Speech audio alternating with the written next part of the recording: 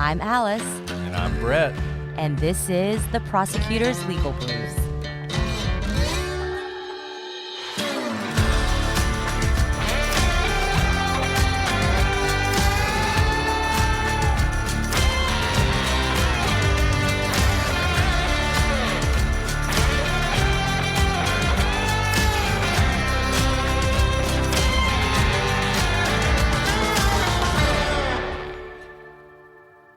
Welcome back to the Prosecutor's Legal Briefs. I'm your host, Alice, and I'm joined, as always, by my catch of a co-host, Brett. So true, Alice.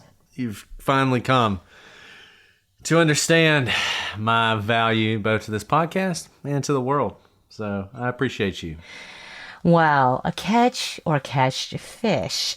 And a catch is wonderful. But, you know, one of the things about the cases that we investigate is we've now ventured into a world where things that may have just been pranks in years of the o'clock times would never involve, say, the FBI. But we're beginning to see more and more cyberbullying, harassment that cross lines that we have never seen before because of the advent of text messaging, blocking your numbers. And we were able to see one of these cases in full display, a case that really shocked the world when it came to fruition.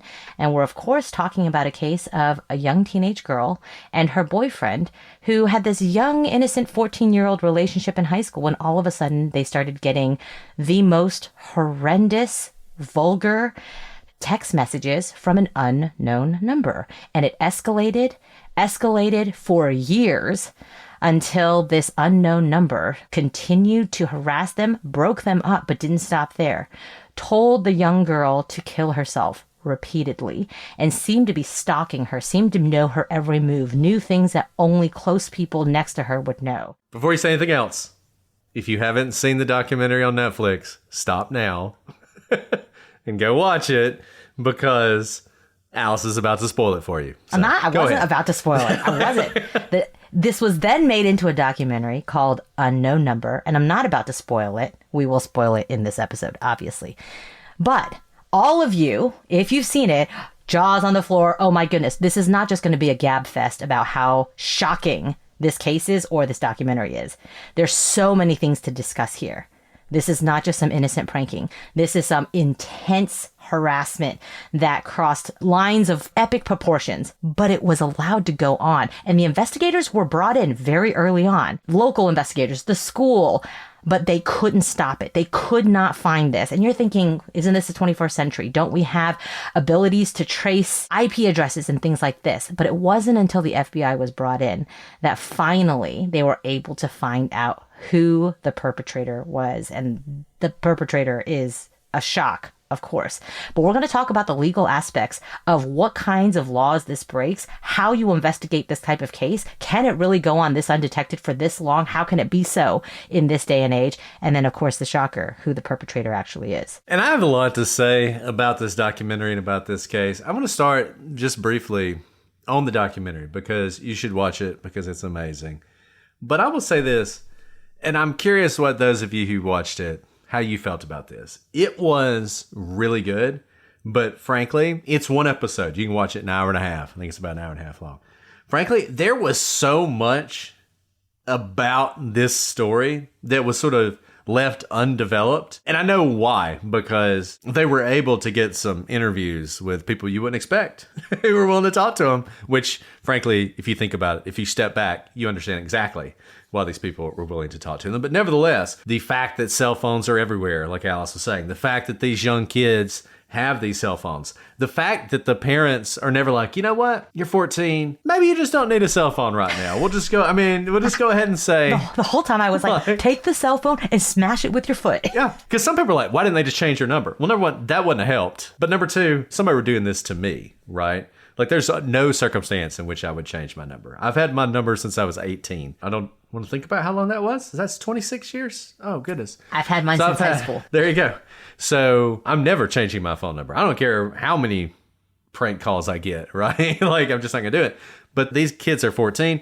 The principal at one point is like, well, you know, I don't want to be too hard on cell phones because maybe you could use them for some sort of educational purpose. It's like, dude, are you serious? Like, walk into the 21st century with me and let's face reality. There's nothing those kids have to have those cell phones for. So just cell phone culture in general, which by the way is why you should get Gab, our sponsor. Go to gab.com/prosecutors and get yourself some percentages off. And just to note, this happened in 2020, and it spanned a couple years, so into 2022. So this is very recent. This is not like, oh, cell phones have just been around. There's actually one really infuriating scene where the young couple who this all starts with is Lauren and Owen. They're 14 years old, freshmen in high school. They look like little babies in these pictures, right? They're much older now and they appear on the documentary. But when this is happening to them, they look like children.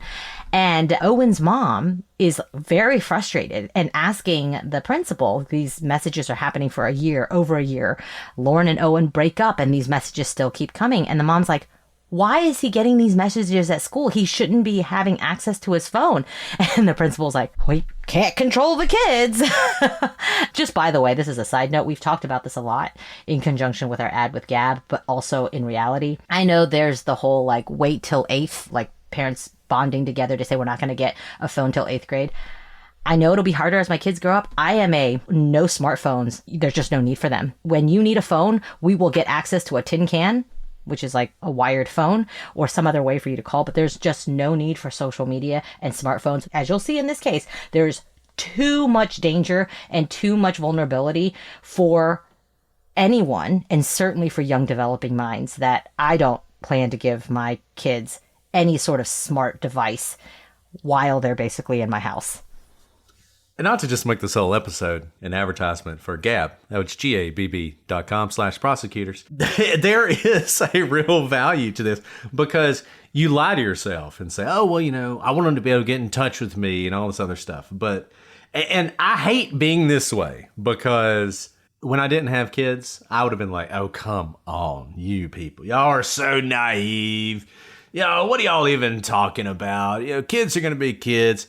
Look, I'm not a helicopter parent. I want my kids to be able to go out when they fall in the playground. I can vouch for that. He's not a helicopter parent. Yeah, I'm kind of a helicopter parent, but he's not. Yeah, but it's just, I want you to imagine the worst possible view you could have of cell phones and the internet and teenagers. I want you to imagine the absolute worst possible view. Multiply it by 10, and then maybe you approach how bad it is out there. Not just with what they're doing with their young developing minds and making stupid mistakes that, thank God, we didn't have cell phones when I was in high school, but also the predators are just insane. Like those games they're playing, they have chat rooms on them. They have messaging functions. They're not talking to other kids. They think they are, but they're not talking to other kids. And just the stories we tell. We should have more of these episodes, but we are really talking about this particular case. But if it wasn't clear from where we're coming from, we're not saying that the kid who has the phone is incapable of handling the phone. It's not that. It's that it is a portal to every predator out there. I have the most responsible oldest child, like classic oldest child. He literally yells at me every morning to go faster so he can get to school 10 minutes early so that he can really make sure never to be near the tardy bell, right? He is such a rule follower. I trust him with everything. He will not be getting a phone, not because I don't trust him, because I don't trust the world that has access to the portal, and there are no apps that can block it. We say this from a prosecutor perspective. We're not saying this from a parent perspective. We're actually talking about the things we have seen, the phone dumps we have seen, and the ways in which we use these devices to track down and see how our kidnapped victims were catfished. I've done many catfish. You know what? All my catfishing cases involve young children, like 10, 11, 12, not older teenagers. And you begin to see exactly the method in which they do it. 10, 11, 12 years old, it's not that I don't trust them. I don't trust the world that knows these 10, 11, 12-year-olds have access to the whole wide world. So that's not actually what this whole thing is about. But it is something that as I was watching it, I was thinking, man, there's so much depth here. And they kind of only touch on it at the highest level. But we're talking about this as if you've seen it, and you should have seen it. But if you haven't, stop and go.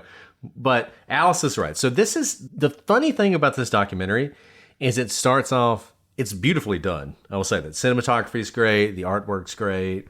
Everyone who's involved in the case is interviewed. Everyone. Everyone. And pretty much everyone in this town, because it's a really small town. I mean, this is a town where everybody knows everybody. Like the entire school, from public school, from kindergarten to the senior class, they're all in one building. Like, if you don't fit in this town, it's not great, because you know everybody and they know you, right? So it starts off with that perspective. And you have these kids, they're getting ready for like the Halloween thing. They're freshmen. As Alice said, it's this young love. They're 14. They've known each other since kindergarten because they all go to school together. And this one girl who's 14 years old, she starts getting these text messages, and they're all about her boyfriend. And they are just incredibly vulgar. And they're about how her boyfriend doesn't love her and she's ugly, and her boyfriend wants to do all these sexual things with the texter, and she just needs to leave him alone because she'll never get away from the person who's sending her these messages. And she's trying to block the number, but it doesn't matter because, as Alice said, you would think, oh, modern world, so easy to figure out who's calling you. The problem is the technology develops on both sides. So this person has a randomizer. You may have seen this. You get these calls that look like calls or calls that happen to be from the same area code as you, or even the same first 3 digits, and then it turns out it's a scammer who's like in Mumbai, like trying to convince you that the FBI is going to come arrest you unless you send them $10,000. And it's because they're using these spoofers that just capture a number, and that's what displays on your phone, or an unknown number. But either way, you can't block it, you can't trace it because of this other technology. So she's getting this. This all starts, we commented on the length of time. This starts, as I said, around Halloween in 2020. So in 2020 is when these messages start coming in, and they start coming in at a clip of like 10, 15, 20, 25 a day, more than that a day. This goes on. The police figure out who this is in December 2022. So this goes on for over 2 years, where this girl and later her boyfriend, and then they break up because of all the pressure. He starts dating somebody else. Now that girlfriend's getting text. Other kids are being accused of being involved in it. The local sheriff's involved, and they're like bringing these 15-year-old kids in and giving them like the third degree, putting them under hot lights and really like reading them the riot act, trying to get somebody to confess. And all these kids are like, we didn't do it. We didn't do it. And just the suspicion keeps shifting. Absolutely. And I mean, you can see they walk through their investigative techniques, and they're pretty rudimentary. Quite literally, like every time the young girl, as part of this couple, Lauren, gets a text message, the principal tells her to text him at the time the text messages come in, so he can then take the timestamp and go look at the security camera at the school to see which kids have their phone out. Here's the funny part. When he looks at the security camera, he doesn't say this, but you can see it. Every kid has their phone out. And this also goes to the prevalence of phones as well. But that was what they were doing. By the way, that's not how you catch cyber crimes. You don't watch who is texting it at that very moment. And so this is actually very similar to a lot of the cases we've seen recently, where witnesses, like in the Karen Reed case or in the Delphi case, are dragged through the case. Now, in this particular case, they weren't dragged because of Reddit or other people pointing fingers at them, but rather because the tactics of investigation were so rudimentary, they couldn't actually focus in on who were the perpetrators. So instead, they cast a massive net, but they didn't have a massive net simply for information finding. They pointed fingers at every single person they interviewed. So it wasn't like, what do you know, friend of Owen? It was, you're a friend of Owen, therefore you have a motive, don't you? Now, there are lots of ways to investigate. There's lots of ways to interrogate. But because of the way they were going about this, you can see how these young kids, these 14-year-old kids and their parents, are dragged into this in a manner that has really changed all of them forever. This isn't just a blip in their high school timeline. I know criminals are stupid, particularly when they're teenagers. But at one point, somebody sends a text and it's like, haha, I got more points than you in the basketball game last night. I scored 18 and you only scored 6. And so the cops, Scotland Yard, they like go and they get the score sheet from the night before. And there's only one player who has 18 points. And they're like, ha ha. And it's like, guys, like I said, I know criminals are idiots. Do you really think that the person who did this texted out this identifying thing? They might as well have said, and my initials are this, and I live on this road. You'll never find me, right? So, of course, the police start this investigation, and it just so happens she's presented in the documentary as, I would say, almost like the Regina Scott of the school. Kind of a mean girl. She's got her clique. Regina George. Regina George. Yeah, sorry. Regina No, George. I love that. Who's Regina Scott? Did I just make that up? Anyways, Regina Maybe. George. And like one girl's talking about how her and her friends threw carrots at her at some point. They totally did that. And so they are on top of her. And of course, her parents, one of which is a police officer, are just completely indignant about this. Like, how dare you accuse my daughter? And there's obviously no evidence of this except this one text message and the fact that she was friends with Owen. So you have this, as Alice was saying, it is a high-tech crime, but we're investigating this like it's 1890, right? And we're interrogating people and trying to put two and two together to figure out who this is. And then they decide it was actually the girl who got carrots thrown at her, not the carrot thrower who did it, because she's somebody who's like not as popular in school, but she's also a member of the family. And one of the texts has a picture that only somebody in the family could have taken. So now they're on top of her, and they're convinced this is going to be a teenager. We're going to find out who this is, and it's going to be a teenager, because it has to be someone who knows these kids. It's not just someone random. It's not someone who's just really good at pulling information off of TikTok and Facebook and everything else, because they're giving information that is so personal and so specific that it has to be somebody in their inner circle. And so, like we said before, this isn't just your regular run-of-the-mill bullying or messing with someone, saying that you're not as pretty or I'm going to sleep with your boyfriend. It crosses over into telling Lauren very descriptively how to kill herself with like hashtag bang bang, hashtag suicide. If you don't do it, I will do it.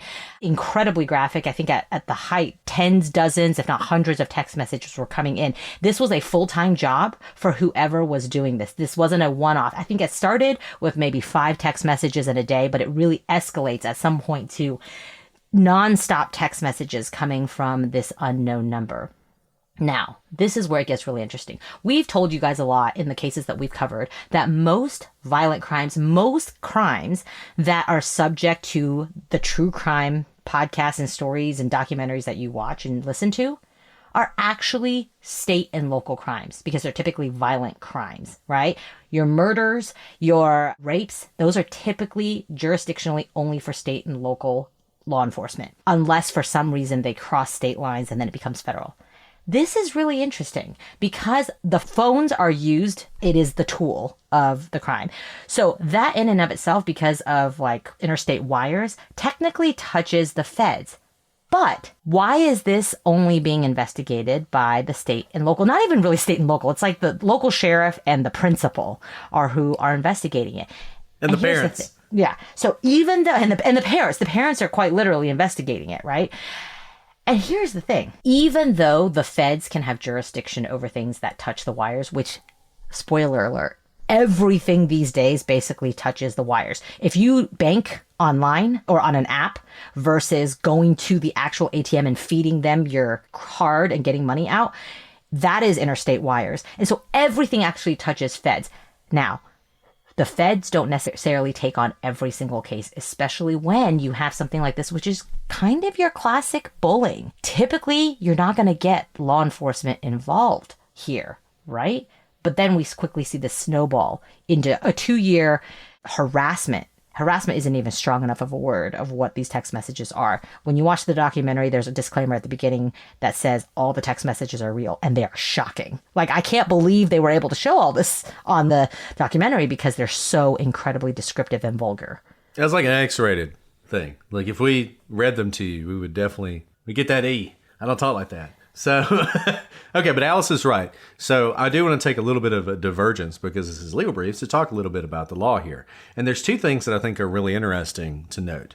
The first is this is actually a classic federal crime in a lot of ways, because as Alice said, it uses the wires. And in fact, there is a statute that is directly about this. It's 47 USC 223, and it's obscene or harassing telephone calls in the District of Columbia, because everything you do in the District of Columbia is federal, or in interstate or foreign communications.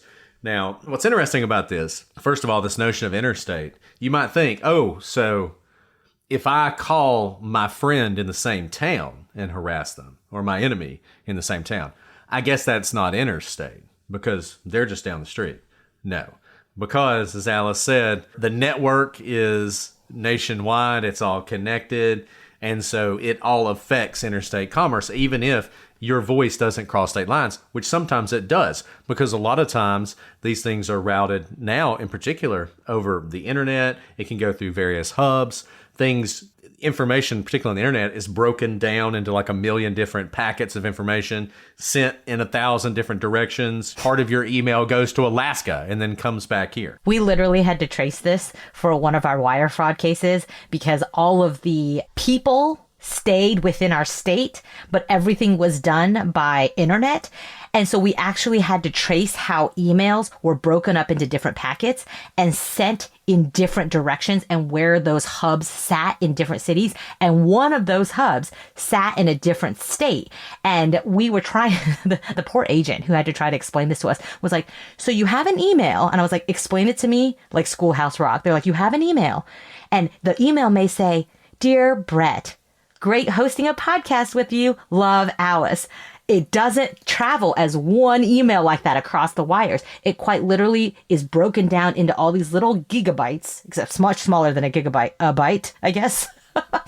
And go in whichever, and here's the thing, this is where wires get really confusing, and you don't necessarily always have interstate wires, is they travel the path of least resistance. And so it depends who's sending emails at a certain time. So if everyone's sitting in Atlanta sending emails at the same time, that's going to take a different path because it's quote unquote trafficked at that point in time. And so they're going to send them in different ways. And so that packet of information normally may just go from point A to point B, but because everyone's using point A to point B, they'll go point A to Z back to B. And you don't actually know. And so we had to follow these paths in order to prove that because we were looking at it from a federal standpoint, actually went outside of the state. We were able to show that it was. But just so you know, it's not as easy as it seems. It's not so much as up in the air, it's in the wires. If it goes in the air, then that's interstate wires. Yeah, I mean, it's really complicated. So this was my witness in that case. And so I had this expert, and he was incapable of explaining it in a way anyone could understand because he was so high level. And so the prep for that witness was the worst. Because it's horrible. like, okay, I hear what you're saying, but you need to explain this. And he's like, well, it doesn't really work that way. And it's like, I understand, but you got to explain it like little cars are driving around or something. Like, I'm sending a letter and the letter's going to the post office. And it's he didn't understand metaphors. Yeah, he just couldn't. We're like, so it's like Exactly. If you're in a car and there's traffic, he's like, there's no car. And we're like, right, we understand there's no car. And it was interesting because the statute we were using in that case is a really old statute. And so the language made it important that the information actually crossed state lines. Most new statutes, including this one, it doesn't matter. So like, I can pick up my landline and call the next door neighbor. And because that system is connected, that's in interstate commerce. And this is this whole notion of like, interstate commerce is all connected. So when you do something that's in and affecting interstate commerce, I can do something here and it theoretically affects interstate commerce in Alaska, right? It affects it everywhere. So you need this jurisdictional hook purely so the feds can do something about it. But it doesn't mean a whole lot anymore because everything is so connected. And one example of this is there's this case about wheat. And back in the Great Depression, the feds had this statute. They were trying to prop up the price of wheat. And in order to do that, they were regulating all these different wheat farms. And so you had this one dude who like grew wheat to feed his animals, right? Like never crossed state lines. He didn't sell it even in the local stores.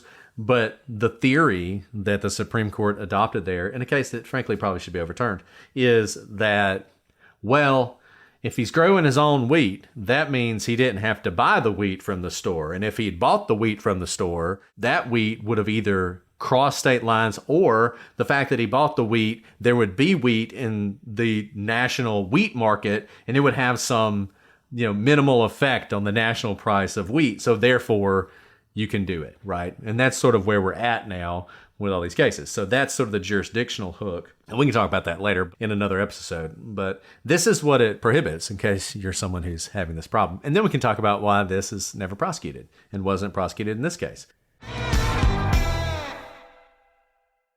This episode is brought to you by Progressive Insurance. Fiscally responsible financial geniuses, monetary magicians. These are things people say about drivers who switch their car insurance to Progressive and save hundreds. Because Progressive offers discounts for paying in full, owning a home, and more. Plus, you can count on their great customer service to help you when you need it. So your dollar goes a long way. Visit Progressive.com to see if you could save on car insurance. Progressive Casualty Insurance Company and affiliates. Potential savings will vary. Not available in all states or situations. If you've been on GLP-1 for weight loss, you may have seen results, but coming off the medication is a real challenge. Prolon's 5-day fasting mimicking diet offers a drug-free way to keep the weight off while protecting muscle and supporting fat loss. In just 5 days, Prolon activates the same fat-burning and cellular rejuvenation benefits triggered by fasting, all without giving up real food, helping you maintain your hard-earned progress. Prolong is a plant-based nutrition program featuring soups, snacks, and beverages designed to nourish the body while keeping it in a fasting state, triggering cellular rejuvenation and renewal. And it's been developed over more than 2 decades at USC's Longevity Institute, and it's backed by top US medical centers. Prolong has been shown to support fat-focused weight loss, biological age reduction, metabolic health, skin appearance, and more. And I know what you're thinking. That whole fasting thing doesn't sound fun. And I was there with you. I had done all the fads. I did the juice diets and all that stuff. But let me tell you this. Prolon is a different kind of program altogether. Remember, this is not fasting. This is mimicking fasting. It's giving your body enough food that you never get all the negatives of fasting, but you get all the benefits. And by the end of it, you are going to feel so much better. Give it a shot. And for a limited time, Prolon is offering listeners 15% off site-wide, plus a $40 bonus gift when you subscribe to their 5-day program. Just visit prolonlife.com/prosecutors. That's prolonlife.com/prosecutors to claim your 15% discount and your bonus gift. prolonlife.com/prosecutors.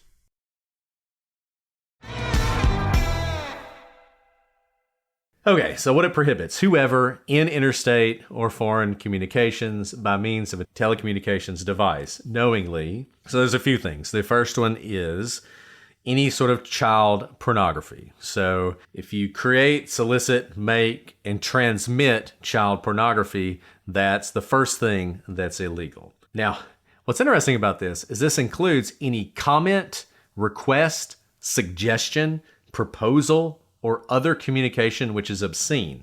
So normally I would say this probably wouldn't apply to this because there was no actual child pornography in this case.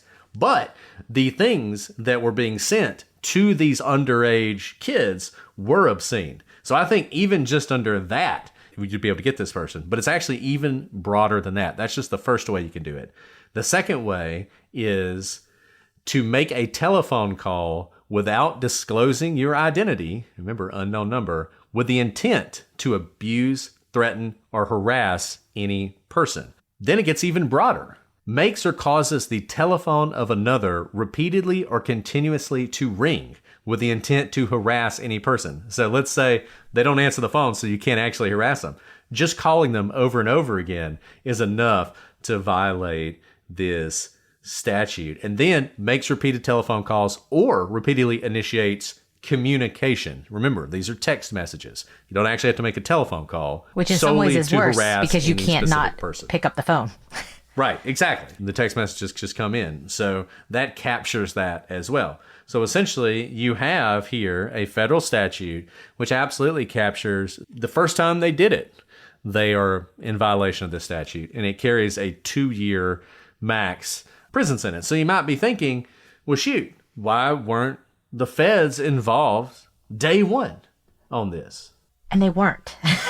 Here's the thing. No. A lot of people naturally think if this is a serious case or if it's any case, The FBI is on their way already. They're in the car, they're on their way. That's not the reality, especially when it's a typical state and local crime like this. This is not because of the means, but if this were two kids in a locker room bullying someone or leaving threatening notes in their lockers, you can see how that would not involve the feds at all. So because the feds have all these cases that span, so it's not like the local jurisdictions where every town has a sheriff, right? You have your own police department in every town. Not every town, not every city, not every jurisdiction has their own, say, FBI office. I'm using FBI, but there's lots of other federal agencies, DEA, ATF, IRS. They actually cover regions because there are not as many federal agents as there are local, state law enforcement officers. And that's because federal agents are not your beat cops. FBI agents are not running traffic stops, right? They don't have the boots on the ground to do that. And so what they do is they cover a region. It could be 3 states, for example, could be a region, depending on how populated the area is. And they typically investigate more complex cases.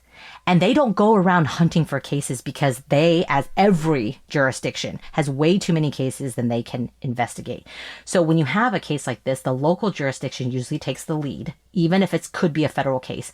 And if they do not have the resources or they hit roadblocks and their own methods of investigation cannot bring them further, that's when they typically request the assistance of federal investigators. So in this case, they reached out to the FBI, and the FBI has to accept it. They may not accept it, for example, if they just don't have enough bandwidth or it doesn't rise to the level of needing FBI involvement. Because as you can tell, if they investigate one case, they cannot investigate something else. And the types of cases they're doing, international terrorists, those are types of cases that the FBI investigates. And so in this case, they do come in. But what you notice if you watch the documentary is this goes on for 20 months, 21 months, 22 months, 23 months. These messages are escalating and the local authorities are not able to crack the code as to who is behind these text messages. Once they bring in the FBI, there's no timeline in the documentary, but they pretty much are able to crack it immediately because they do have immense resources. The federal subpoena, they're able to go to court and get information and analyze information and backdoor, especially when it comes to cyber crimes like this. And they do. The agent, there's like one agent on this case. He gets a bunch of records from computers and IP addresses, and he's basically able to triangulate and figure out who is the one IP address behind all the text messages almost immediately. And this guy, he didn't say this. I think he was basically doing this in his free time. He was like, he had a couple minutes at the end of the day and he did it. We talked to Jay Burney from the FBI CAST, which does all this cellular analysis. Go back and listen to that. What they can do is really incredible. And it's just vastly superior to what the locals can do.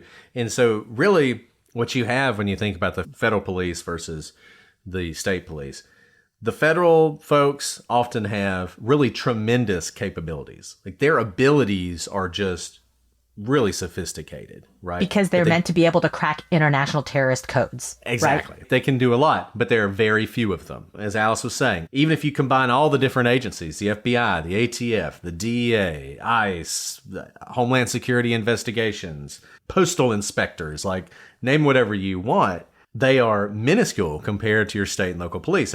I mean, if you listen to the legal briefs on CAS, incredible technology. Basically, if you're going to touch a phone, they're going to be able to figure out exactly where you are and be able to like snipe you out if they needed to. But there's like 100 of them in the entire nation. When I said an agent covers a region, the cases, and we did really complex white collar crimes in our entire region. I'm not going to tell you how big the region was, but it was big. It would take a while to drive through our entire region, was basically covered by like one IRS agent, a couple of FBI agents who did this type of work. And we said this before, the reason child exploitation cases there's not enough people, usually in each jurisdiction, there's like one agent. And I mean one, that's not an exaggeration. I mean one singular human being who has 24 hours in a day, 8 of which they should probably be sleeping or at least eating something. We did an education fraud case that was run out of the Department of Education, which has investigators. They have an office in Atlanta with like 10 people in it. They cover Alabama, Mississippi, Georgia, Florida, South Carolina, and Tennessee. That one office with those few agents. And that just tells you, and I'll just say this, and I've said this before, You don't get charged with a federal fraud crime because you committed fraud. You get charged because you were greedy. If you steal $100,000, even if they know about it, They don't they're even gonna be like, open "Yeah, up it's too a small. case. It's not worth Too it. small. Doesn't meet our threshold. Yeah, it's not worth it. If the state has some sort of hook, maybe they can go after it. That, this COVID fraud, the PPP loans and all that stuff, trillions of dollars of fraud. 98% of it will never be investigated because it was too low level. And this is a similar circumstance. You watch the documentary and you're like, man, this is so terrible. This is so awful. These are a couple teenagers in a little town in the middle of nowhere. The chances it was ever going to rise to a federal case are zero. And like I said, I think this FBI agent was finally just like, look, send me the information, I'll help you out, and get to where he got to, which was to crack it very quickly. But think about your little town, wherever you live. Some of you live in big cities, but if you live in a little town, just think about all the law enforcement. You probably have a city police department. You have a county sheriff's department. You have state troopers, like all these local police. And those police alone in your little town, there's probably more of them than all the federal agents in your state, unless you live in like a big state like California, or New York, or Illinois, or somewhere like that, Florida. Like in a lot of states, there's just very few federal agents who are present. And let's be clear, when we talk about the feds having this immense capability with technology, investigative tools, it's because it's fit for the types of crimes that we need them to crack, right? It's not saying that state and local law enforcement don't have resources, but they have the resources fit for the crimes they typically investigate. They have a ton of speed radar guns. The FBI has like zero because they're not out there catching people speeding. But the state and local, and that's where the money's going towards. This is what we talk about when we say limited resources. So we're not saying one is better than the other. They are literally entities for different types of investigations. And so that's why it doesn't make any sense for this small town to have this like immense capability to crack these cyber codes, because they're not going to be trying to crack like spies from another country's methods of communication, which the FBI is trying to do. And so that's why you reach out to different jurisdictions. And that's why you bring in different jurisdictions, because you have different expertises and different capabilities as well. And I agree with you. I think this agent did it in his free time because like it seems like a big deal. They're like, they finally cracked it. What they didn't say was like, he could have cracked it within the first moments. But again, getting on someone's radar, they probably had to know someone there. Someone probably knew the kids or saw the text messages and they were so egregious. He's like, man, send that over to me. I can get this done. And here's the big spoiler. If you followed this far and you still haven't watched the documentary, don't get mad at me for spoiling it. When the IP addresses come back, you can, by the way, when you get these scramblers, you can still find out, ultimately law enforcement can find out who is behind it. And one IP address came up and it was Lauren, the young girl who was part of this couple who was getting the harassing texts.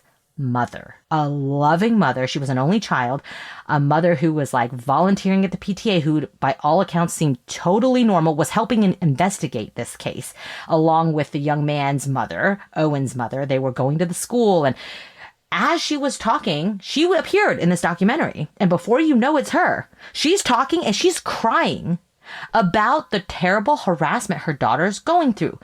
The harassment that she did. And let me just say this real quick. I know there's a difference between investigative leads finding something and then being convicted in the court of law. They find out it's her. They go to her house with a search warrant for her electronic devices. And there's a camera, a body cam on the police as they talk to her. And she admits to it right there. So there's no denying what she's done. She doesn't exactly say, yes, I did it all. She does not deny it and essentially admits to everything. She wasn't framed. I think she was not framed at all. Now she now freely admits she's going to quibble around the bits. We'll talk more about that. She's going to say that someone else started it. She ended it. No, she did all of it herself. We can talk about what her motivations were, but she appears in this and throughout, and she is crying. She's hugging her daughter while her daughter is finding out from the police that her life that has been a living hell for the last 2+ years because of these harassing messages that ended up breaking her up with her first, love was her own mother. And she continues to hug her, and the police are like, you need to leave, to the mother. And the mother's like, no, I need to be with my daughter. And you're thinking, I think you're giving the police too much credit. I don't think they ever actually made any effort. So what Alice is describing, the dad. Which happens. The dad. The dad, exactly. The dad. The thing that made me so angry, so the police, they figure out who did it. It's the mom. They show up at the trailer, and they not only do they not separate the victimizer and the That's a victim. fair point. They actually call the victim, the daughter, in so she can be there while they tell her and her mom exactly what happened, which is your mom did this to you. Then they allow, as her daughter is hearing this earth-shattering news that the person who has been harassing you, telling you to kill yourself, all this other stuff for years is your mom. Her mom's like hugging her. And I'm like, what are you people doing? Why is she even in the room? Number one, why are you letting her touch her? Like, what is wrong with you? I mean, it was just astonishing. Here's where the small jurisdiction comes in, right? Because they all knew each other. Like quite literally, they all knew each other by name, like when they show up. So there are benefits to being in a small town and knowing law enforcement. They felt very comfortable going over there with a search warrant, right? They didn't go over with the SWAT team, right? Because they knew her. They probably should have gone over with the SWAT team, to be honest, because of the severity of these text messages. But you're right. It was dealt with like a community ombudsman rather than law enforcement. Right. Not a serious crime we've been investigating for 2 years. Dad shows up. This is great television. Dad shows up in the middle of this. They tell him this. He's like, as you can imagine, absolutely stunned by all this. But he's immediately like, you need to get out of here. You need to go, which is the right approach. He's also finding out not only has his wife been torturing his daughter, but she's also been lying for the last 2 years about having a job. She was saying, this woman was a true psychopath. She was lying about having a job and spending all her time. By the way, this has ruined them financially. They have like literally they've lost their house because they didn't make payments on the house, and they now live in a mobile home that was not their original home, and all of their stuff is in a storage unit that they also didn't make payments on. They said they lost all of their belongings that was in the storage unit. So they're in massive financial straits, which the parents say is due to the harassment. Because they're having to like run from all this. They can't focus on anything else other than the harassment. So they're quite literally losing their home and all their belongings because of this harassment. And because she's lying about having a job and she doesn't, because she was in charge of the finances, which a lot of y'all out there, if you're in a couple, one person often does handle most of the finances and pays most of the bills, or maybe you split it up, but usually there's individual responsibility. And the other thing the husband does is, of course, Kendra, the mom, she's lied and said the police have all her telephones. And Dad's like, no, she's got another one. She got another one. You need to get that one too. Like, he's immediately like, look, I don't know anything about him. But yeah, in that moment, he was father of the year. His life's falling apart, and he's thinking about his daughter and doing what's right by his daughter. And now, apparently, his wife is the person that needs to be prosecuted for this. And the crazy thing, documentarians, man, and their editing ability, the thing that is mind-blowing is you're watching this, and I knew the story before I watched it. So it was still shocking, even though I knew the story, but it wasn't as shocking as maybe it would have been otherwise. But even as I'm watching it, I'm like, did they figure out it's her like while they're filming? Because the way she talks before the big reveal, you would not know that she's actually the person doing it. Like Alice says, she talks about these text messages in this bizarre, detached How it's affecting way. her life. Yeah. She's like, it was horrible for me to see my daughter come home and cry. I mean, it was... I just wanted to be there for her and help her. And it's like, but you're the one doing it. It was just so weird. Anyway, so I don't know. I don't know how documentarians. I don't know. Yeah. I don't know how they got her to talk that way, but they did. Now, I'll say this. Having her on the show is great for drama. I think it hurts the documentary overall because they treat her with kid gloves, especially towards the end. They do some good stuff. Like a lot of times the visuals as she's talking will be disproving the things she's saying, right? And so that's good. But you can tell that they're trying not to scare her off. They want her to talk. They want her to stay involved. So you're not going to get the real confrontation you would want. There was no cross-examination. There's no cross-examination. Like she claims, oh, I didn't send the first few texts. I just started doing it to try and figure out who it was, which doesn't even Why would you do that? That's not how you get to... Doesn't even make sense. And then I just couldn't stop, right? It's like, no, you from the very beginning. You sent message 1 through the last message. But just weird. And I found that a little off-putting about how they treated her in the end. So this is where I slightly differ with you. I agree they definitely didn't confront her at all. I don't know if she started...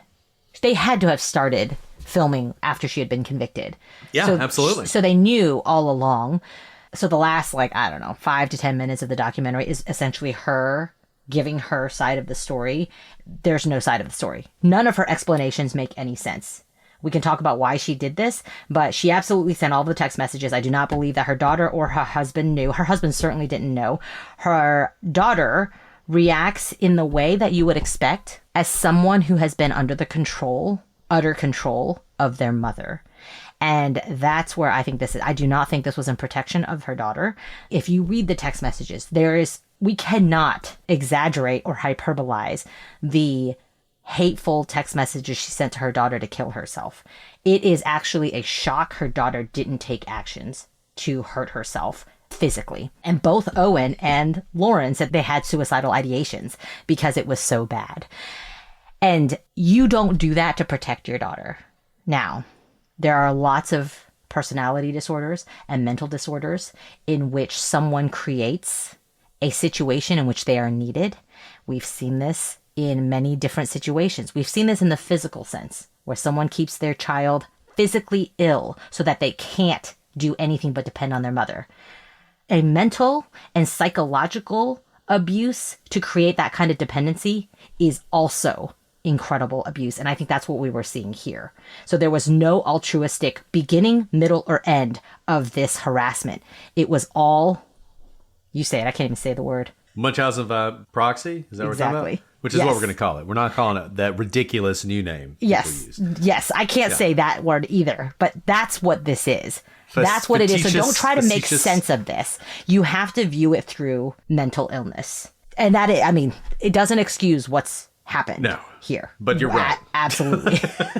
No, she's crazy. I mean, just to use a scientific term, she is nuts is what she is. And in a lot of different ways. I think, number one, I think there's some Munchausen by proxy going on there because all of the attention she's getting, all the sympathy she's getting because her daughter is doing what she did.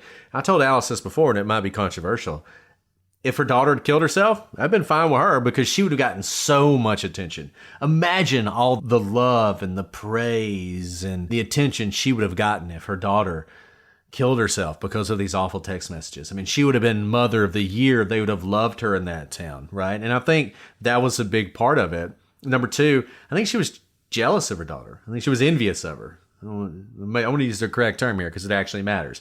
I think she was envious of her daughter. It's briefly gone into, she was kind of a party person, center of attention, somebody who was always doing fun things in her younger years. Well, now she's a mom, right? And she'd had a job, but she didn't have a job anymore. And her daughter is this beautiful young woman who's really coming into her own when she's 14. And she's popular and she has this boyfriend who's an attractive young man and all this other stuff. I think she was envious of her daughter. I think some of that hate was real, that it was in those text messages. Number three, I think she had an obsession with a boyfriend. And they talk about this in the documentary a little bit. She would send him, if he had a baseball game, she'd be like, oh, good luck today. You're going to do so great.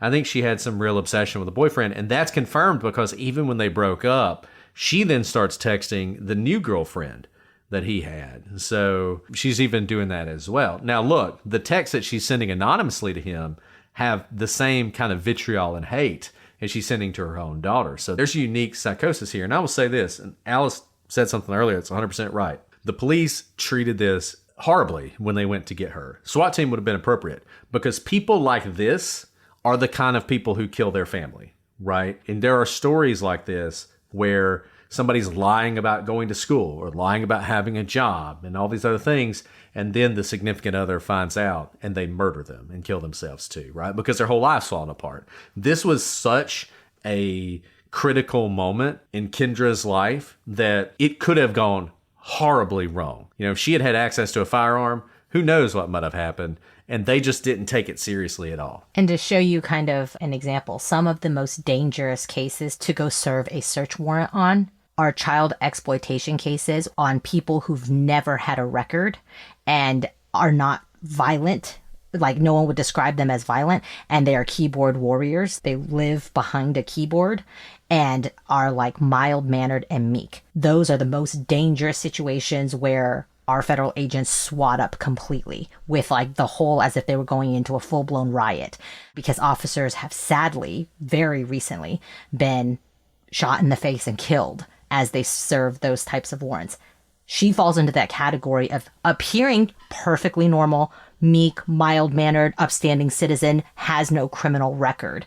But you almost have more to lose in that instance. You have your reputation, you have the foundation of your entire being, because the whole town, right? Her entire being is wrapped up into being a good mother and an upstanding citizen whose daughter is the victim. All of a sudden, when she's the perpetrator, you see how that flip can turn highly violent. And I'm so glad it didn't, because it could have. And we talked about this before too, that like if you're a prosecutor and somebody's going to try and have you killed, usually it's like some sort of white collar person who's never had a crime before, right? Like the people who are actually sort of violent criminals who like they're in the game, they get the game, they don't, they're not going to like, do that. It's just part of right? it's just a transactional nature. Yeah, I mean they're totally. It's hilarious. I mean they're totally like they have no problem with you, the prosecutor. They hate their defense attorney. The prosecutor's he's doing his job over there. I don't know what you're doing, right? Like that's sort of their position. But yeah, I mean these are incredibly dangerous people, and she could have been that way. And she goes to prison, and just some of the stuff she's doing, like 18 months, like nothing. Yeah, which, like I said, the max. Honestly, in the federal, but even the years. federal, she was charged only. I don't believe she was charged federally, and she didn't serve the whole 18. I think she served closer to like a year or so because of the way parole works in the state system. Federal system has no parole. And that's part of the reason, by the way, she probably wasn't charged federally. The juice isn't worth the squeeze. She already got that time. It probably would be time served, or, because it's the same crime. There is a different jurisdiction, but the max is only 2 years. It's not like she could get 20 years. So it makes sense to go that route. The last case Alice gave me when she was criminal chief was a case not unlike this, where nobody wanted it. It was somebody who was making threats. The threats were getting more and more violent on YouTube. It wasn't going to be a huge case. It wasn't going to result in a big prison sentence. But when I looked at it, I was like, this person is legitimately dangerous and we need to do something. And so we did. And what we ended up doing in that case is all we got was they spent some time in a mental health facility. Because I knew they would be incompetent to stand trial, which they were. But the fact they were incompetent got them into this mental health facility and hopefully maybe saved them and saved some other people. But a lot of times, you're just not even going to have that. I mean, it's so hard to prosecute these cases where you don't have many resources, you don't have many officers, and it just feels insignificant. But the one thing about this documentary that I did like is it really highlights how it's not insignificant. I was actually happy she got prison time, because a lot of cases, I was thinking they're going to give her probation. She's going to get probation. She's not going to see the inside of a prison cell. And that's what they asked for. It's what the defense asked for. But she actually got some time. She had to go away. Now, while she's there, she's love bombing her daughter. She's sending her all these like text messages about how much she loves her and how much she misses her and all this other stuff, trying to maintain that control, that coercion over her daughter. I was happy to see that by the end, it seemed like some of that had broken. Like at first, her daughter's still very confused about all this. She wants a relationship with her mom, obviously.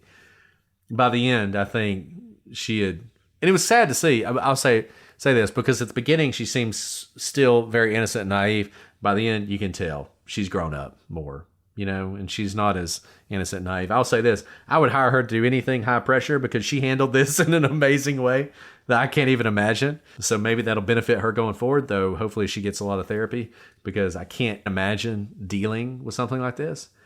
I'm just thinking back to the words that your own mother told you. And at the end, she's like, yeah, I mean, what do you do with your mom telling you to kill yourself? Like, how do you handle that? How do you process not once, that? Not twice, for 2 years. And over and over and over again. Now, I'll say this, one thing, the feds, I honestly kind of wish they would go ahead and prosecute her. Now that she's admitted it all on video, she's been prosecuted state and went to prison. She can be prosecuted But guess federally. what?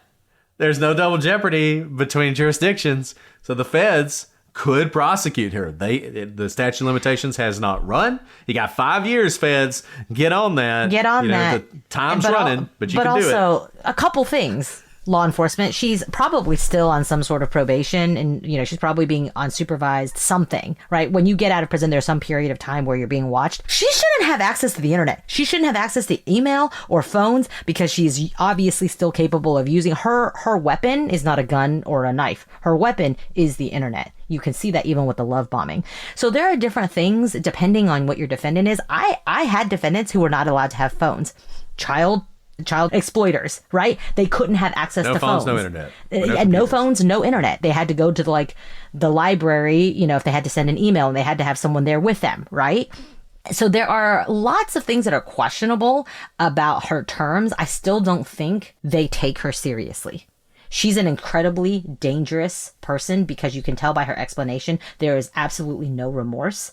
She is 100% capable of doing this again, and she will when she gets the chance, and she would love to do this to her daughter again, or whoever she can get her claws into.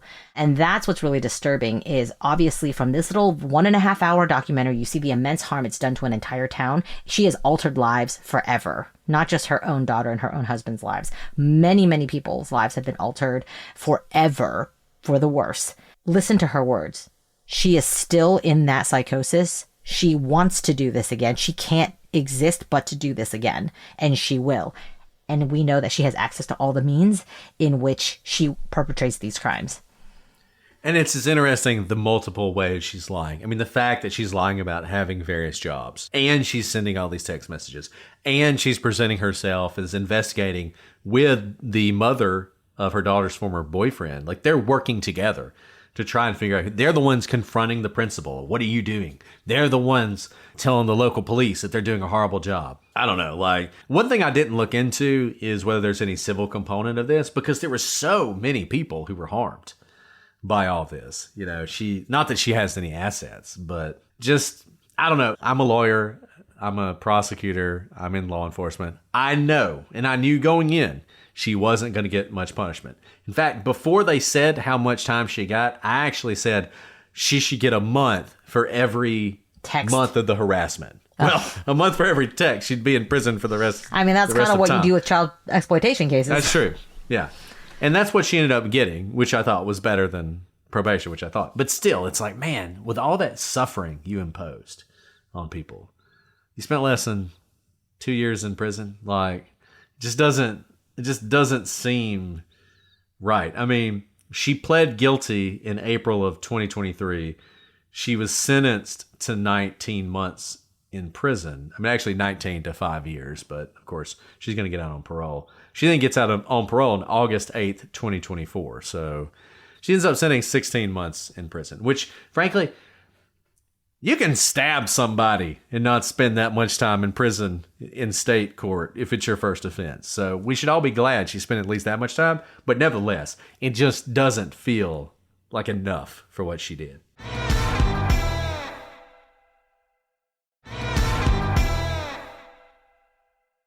Sorry if we totally ruined the documentary for you if you hadn't watched it. We gave you plenty of warnings. I was going to say, but even if you listen to this, watch it if you haven't, because we couldn't have ruined it for you. When you hear and read these text messages, it is shocking. When you see the mom talk at the very end when she's caught, it's still shocking. And here's the thing.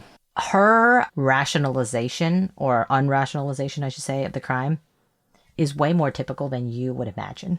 That's actually like most of the defendants that we deal with. So it should outrage you when you're like, this makes no sense. Of course, it had to do with her. There's no reason that this would justify what she's done. You're right. And that unrepentanceness, I think, is what makes her so dangerous. And that's what I look for in the defendants that we have, and who I can take that sort of unrepentance and know if they're going to recidivate. And she'll recidivate. Oh, yeah. If she gets an opportunity, she absolutely will. And yeah, I mean, there are people out there who we all want to believe that everybody can be rehabilitated. They can't be.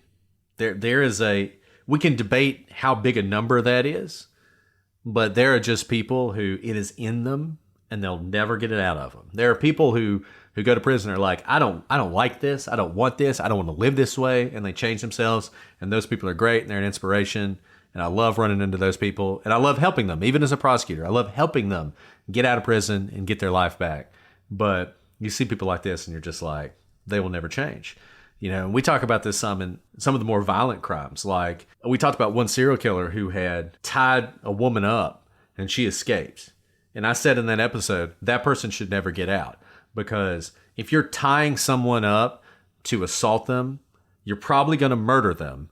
And certainly when you get out of prison, you're going to do it again because you have no interest in being rehabilitated. You have no interest in changing. And I don't know, I feel like when we think about sentencing and everything else and sentence reform, I don't think it can just be, well, we need to lower sentences. We need to really think about treating offenders differently based on their conduct, more so than even their crime. Because even the crime itself doesn't necessarily capture. Even violent crimes don't always capture. You can have two different shootings can be very different. You know, a shooting where you rob somebody is different from a shooting where you shoot the guy your girlfriend's cheating on versus the premeditated murder of someone, of your wife, so you can get the inheritance versus, like, you know, various other things. And I just think we have to think about that more. And so this case, if you just look at the statute of conviction and the penalties, it doesn't seem that serious. But the reality of the situation is you have someone who has hurt a lot of people and will hurt more. And I wish there was a way to capture that. As we've said before, the problem with the system is it's designed to deal with 95% of the cases. So the outliers are always sort of, they're never dealt with how you wish they could be. Her trajectory is a lot like LaDonna Humphreys, right? Someone who, it doesn't appear like there's a lot, but when you step back and you put all the pieces together, like it, I can see, because now she's no longer married, or I think they've separated, they're no longer together. Her next victim, if it's not her daughter again, will be whatever man she can get, because she comes off as very, you know, like, poor me. She seems very meek. And so all you men out there, all you people who have brothers and, you know, people on the dating scene, be on the lookout for her, because that will be the next victim. And let me just say, if you're a parent out there, one more time, gabb.com/prosecutors, gab.com/prosecutors. Get yourself and your kids a phone that doesn't have access to the internet and that you can control more easily. All right, Alice. Well, do you want to answer a question? I know we've been going long. Let's do a question. Okay, let's do a question. Okay, we got lots of legal briefs questions. You guys have been stepping up, and I'm impressed by you, so thank you for that. I still have to, I can even tell listening in my headphones that the sound is weird. Because of the panels? Now. I've got to, like, put my panels back up, but it's fine. Those cleaners, man, they did a real thorough good job. Lord. They cleaned great. The cleanest panels ever. Okay, let's see. Oh, this is interesting. Okay, so Sir KJ wants to know what we think about bar exams and whether or not lawyers should have to take the bar exam in order to become a lawyer, or if that is sort of an outdated thing. So LSATs, bar exams, your score on the bar exam will not tell me how good of a lawyer you are. What it is it's a gatekeeping function. It's telling me that you have the mental, I guess, stamina to care enough about the profession to study for the test and take the test. So I do not think the test in any way, unlike, say, medical boards, which are actually specific for, you know, the what you are doing. Like if you're a surgeon, I would like a board certified surgeon. That's great because it's actually specifically what they do. The bar exam covers all manners of topics that I actually have never practiced in. You know, I don't do trust and estates, for example. I had to learn that. So I do not think that the bar exam actually shows you how good of a lawyer you're going to be. But I do think because just about anyone can go to law school, you can take some bar exams, even if you don't go to an accredited law school or any law school at all, really, that there needs to be some sort of gatekeeping function to help the rest of the industry know what they are seeing before them. Is the bar exam the best gatekeeping function? No, I don't think so. But I think there needs to be a gatekeeping function in some way. Not to keep out, it's not meant to like keep out people of a certain socioeconomic class or whatever. But I do think that because it is so easy to become a lawyer and the rest of the non-lawyer world has very few metrics by which to measure a good lawyer from, that the law practice should have some things in place that keep out, I guess, just like people who don't care about the law or don't care enough about studying for, say, some sort of a test to be able to become barred. But I have no idea what you're going to say. I do think a gatekeeping function is necessary. I just don't know if it's the best one. I think it's definitely not the best one. I mean, I think there are definitely people who have trouble passing the bar who would be great lawyers. There are people who pass the bar who are terrible lawyers, obviously. I do. People in my Yale law class fail the bar exam every year. So it doesn't correlate with like intelligence or whatever. And there's that famous case of, I forget her name, but she's a legal scholar who she moves to California to be the dean of Stanford Law School, the third best law school in the country. But she has to take the California bar because California doesn't allow you to waive in. And she fails the bar because she hasn't practiced law in forever, right? So I will say this. I'm fine having the bar. I actually think there should be a pathway to being a lawyer that doesn't involve going to law school or taking the bar. Like, I like the whole apprentice thing. You used to be able to do that in California. I don't know if you still can. You used to be able to do that in Louisiana. I don't know if you still can. But to me, if someone is willing, like a smart person out of college, if there's a lawyer who's willing to hire them to work with them and to mentor them and teach them and have some period of time they have to do that under the tutelage of another lawyer, frankly, you spend 5 years working for a lawyer in a local practice, doing a bunch of local law, you're going to be a far better lawyer than if you'd have gone to Harvard. Especially if it's a certain type of trade, right? Yeah. Like kind of like a plumber. Like there's a massive shortage of plumbers. So that's a great way to make a lot of money is if you find someone good in our apprenticeship to become a plumber. There are practices of law where we really need good lawyers. And it's a very specific type of law that you don't need to like learn all the other types of law. You don't need to learn trust and estates and all these other things. If you just learn that area of law, you could do a lot of good for your community and for your career. Yeah, I mean, I think in the last 40, 50 years or so, we've diplomatized too many things. We've put way too much emphasis on going to college. We put way too much emphasis on going to law school. I mean, there are certainly, medicine is almost unique. It's not unique, but it is one of those things where I get it, right? But there's so many things that there's no reason you should have to spend the GDP of a small country to get a degree so that you can do something when you didn't learn anything in the process of getting that degree. There's no one that graduates from Harvard. I don't know about Yale, but there's no one who graduates from Harvard who the day after they graduate could hang a shingle in a small town anywhere in this country and practice law. None of them. They didn't learn anything you need to know to actually practice law. Now, they learned a lot of really important things. They learned how to think. They learned a lot about the Constitution, hopefully, about the law, hopefully. I did. I learned a lot about things because I wanted to, but you didn't have to. I mean, frankly, you could have gone through all of law school and never learned a single thing about anything, right? So to me, this idea that you have to spend that money, you have to buy that diploma in order to be a lawyer, I think is absurd. And I feel like we should go away from that. I think, frankly, higher education is a grift in many circumstances. There was a time where, like in high school graduation, you would say 98% of our graduates are going to college. And I get why you do that, and I get why we celebrate that.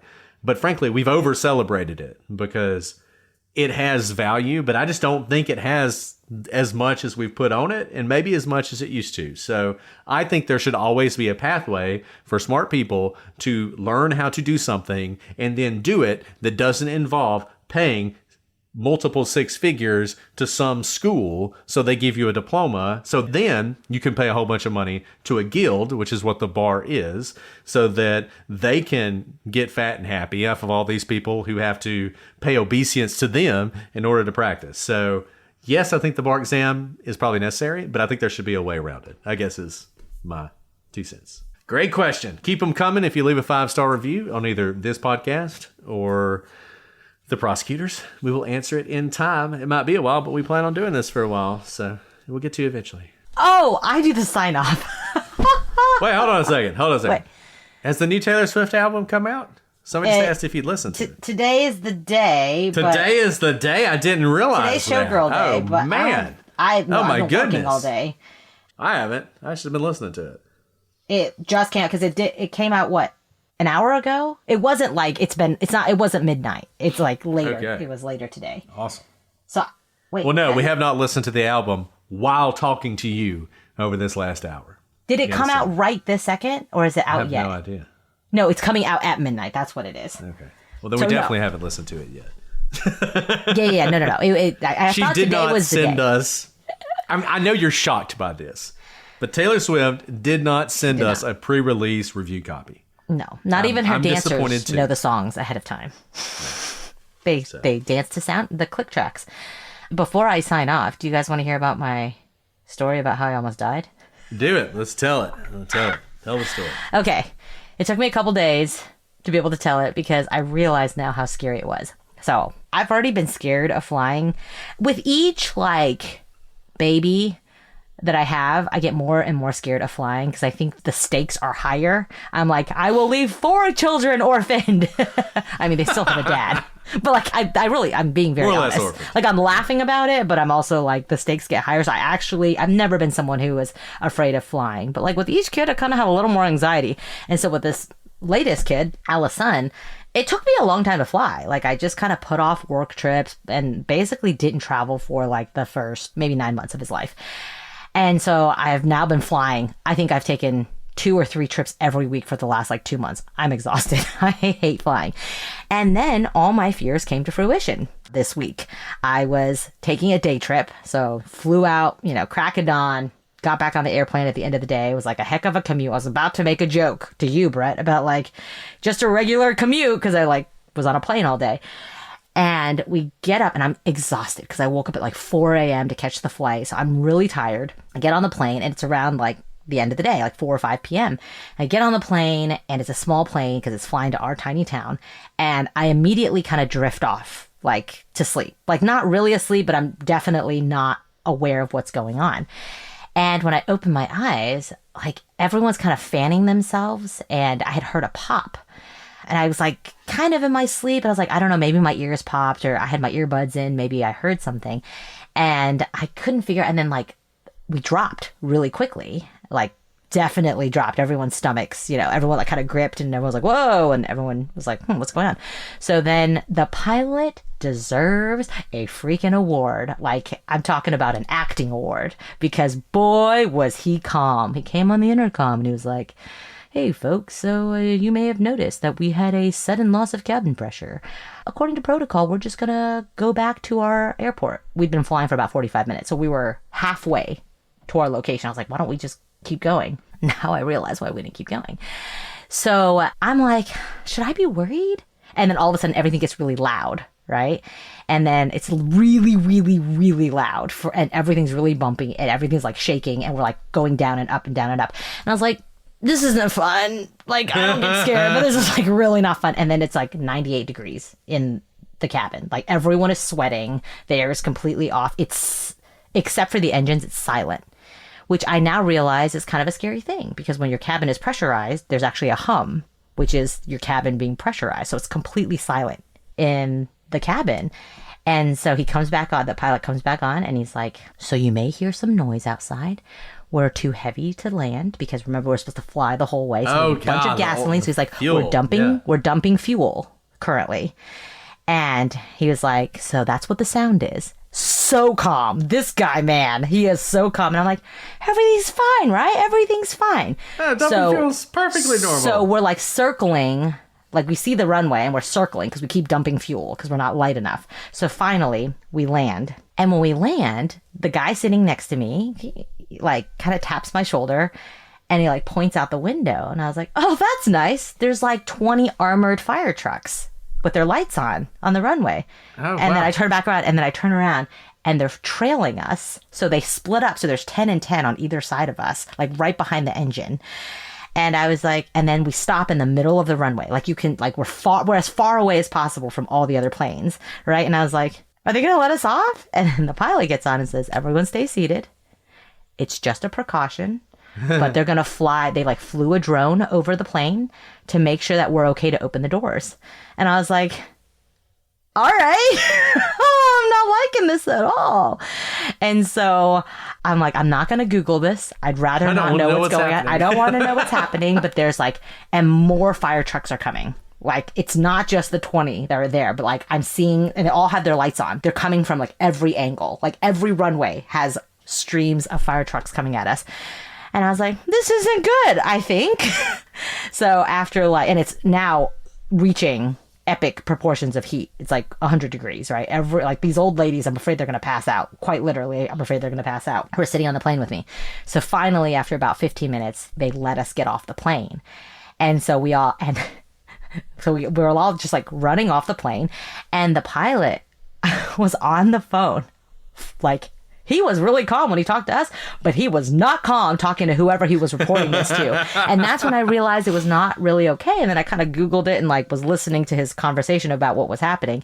So they weren't sure if it was structural, but the reason we had all those fire trucks is what can cause the sudden loss in cabin pressure and then us dumping fuel is it could have ignited a spark and we could have exploded. And he had to drop from 27,000 feet to 10,000 feet. So we dropped 17,000 feet Because in the cabin seconds was not pressurized. because we couldn't breathe. Yeah. So all good. It didn't explode and they couldn't open the doors in case it would set off a spark to blow up. Yeah. So anyways. Wow. I'm they just back. let you off like in the middle of the runway or like... They ended up, so I don't know what they were doing out there. I think they were like spraying down to make sure nothing sparked. And then they let us get off. They pulled us to like a gate and then they let us get off. And then, you had to get on another plane. Well, this is how I actually knew that it was very serious. Because in any other situation, obviously we couldn't get back on that plane. And they have to get a new crew because everyone times out, the pilots and everything, right? Because there's union or whatever rules for how much you can fly. So it's a big deal. Normally, they would just not care about you, right? You would wait hours or you'd wait till the next day. They're like, figure it out yourself. They treated us like royalty. Like, they were like, we're getting another plane. It's coming in right now. Is there anything we can get you? And I was like, you're treating me so nicely because we almost just died and you don't want us to know what just happened and you don't want us to sue you, do you? I'm not going to sue anybody. I'm just really excited to be alive. Like, I'm glad I'm not you're kidding alive, about that. When you sent me that text, I was like, man, I don't know if I can do this by myself. You can do it by yourself. You're totally fine. But like, I was so happy to be home. Like, so happy to be home. I was like, I was not ready to go yet. I wasn't ready to go. I'm sorry. I know you're like supposed to, keep your eyes on the world beyond, but I really like this world. This is why I like to always leave a child behind, a designated survivor.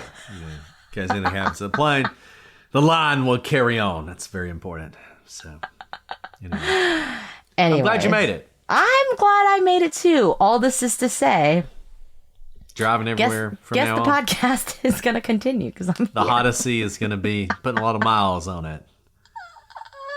It's like Joe Biden. Was it Joe Biden who wouldn't fly? I guess he ended up having to fly because when you're president, you have to fly. But before he was president, I think he always took the train everywhere. Which is, I guess so. Having taken trains. You guys, before, those of you in the chat who are like, now drive everywhere. Do you remember what happened the last time I drove from Crime? That's a good point.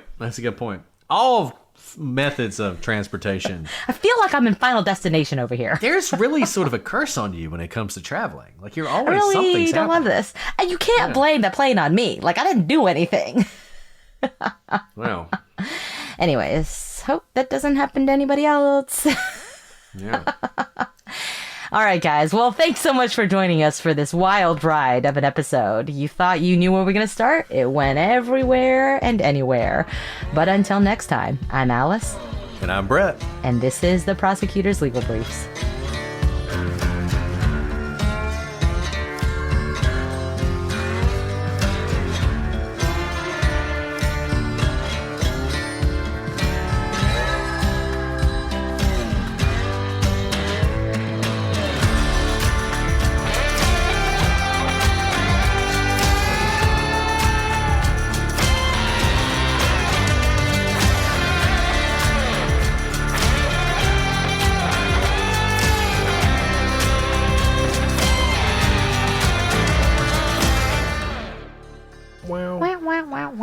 Oh my gosh, I forgot that Dallas is like the headquarters of Southwest.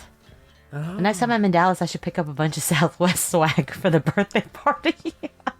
Do we, We don't have ads. we don't have ads yet? I don't see any. Maybe in the last 10 minutes they came in, but... No. I don't see anything. Tomorrow's 8:15, right? Yeah. Well, sort of. Just be here when you can.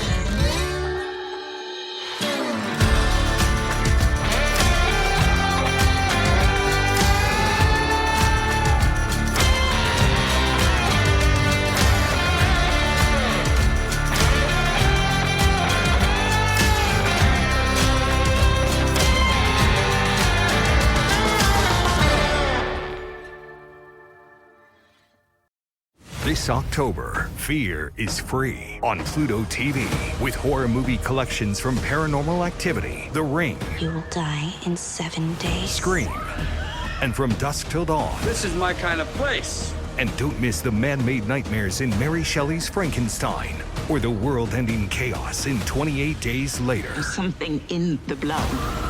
All the scares, all for free. Pluto TV. Stream now, pay never.